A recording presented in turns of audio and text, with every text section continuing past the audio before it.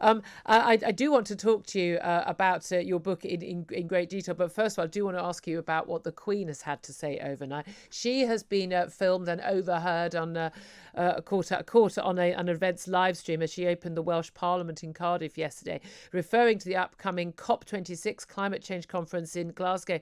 And we're still not quite sure about which world leaders are attending. Issues over whether or not the Chinese, the Indian, the Brazilian, the Russian, even the Australian leaders are going to be attending. And she has said that extraordinary, isn't it? I've been hearing all about COP, still don't know who's coming, no idea. We only know about people who are not coming. It's really irritating when they talk, but they don't do. You've been following the royals for many years. You've written extraordinary books and revelations about Diana, Princess of Wales, among many, many others. When the Queen makes comments like this in public, but not directly into a microphone, is she doing it deliberately? I suspect yes, because it shows the depth of feeling there. And the royal family, I think, have always been a conservationist family. Of course, Prince Charles and his support for organic farming long before it became fashionable. Prince Philip used to drive around London in an electric taxi, when Elon Musk was still in short trousers. So they've nailed their master to conservation and other progressive aspects of agriculture and the environment for many years. And the Queen is from a war generation who used to save string, and the tops from milk bottles went off around her various castles and palaces, turning off the lights.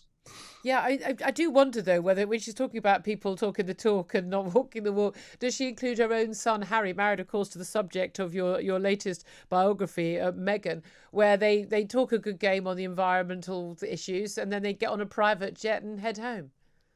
Well, in actual fact, private jet use now in America is at an all-time high because rich people don't want to go with the rough types on Not these. like us. They don't want to be with us plebs. Yeah, and possibly catch COVID. Yeah, so it's always a problem for anyone, say on the stump, trying to go from one place to another, and you can't get commercial flight. No, indeed. Well, let's talk about this biography, because goodness me, there's been a lot written about Meghan, and we're pretty sure that she has actually helped some of the authors of other biographies.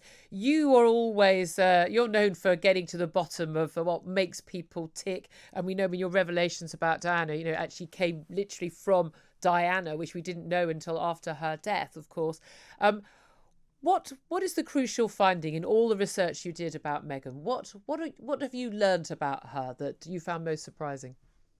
Well, what I found very surprising really was the parallels between her and Diana, both as children, but also as humanitarians, and also their early experiences inside the royal family, inside this bizarre world of the Winters, where Diana was talking about being isolated and lonely. Meghan was talking about feeling like she was a prisoner inside the palace.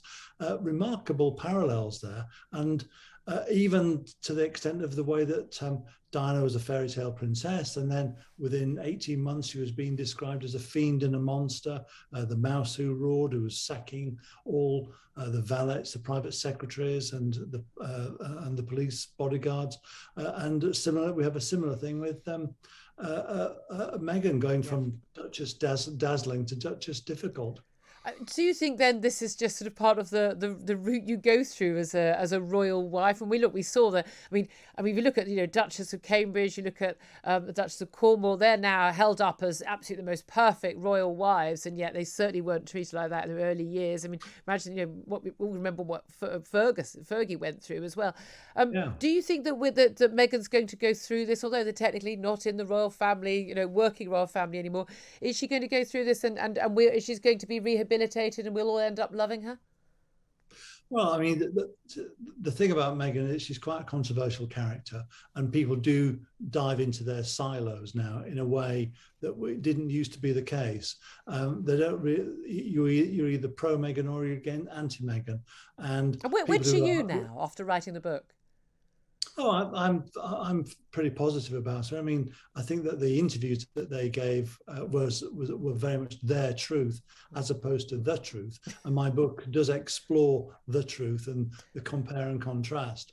And I do feel quite strongly that they didn't give it enough time before they were looking west and looking to Hollywood.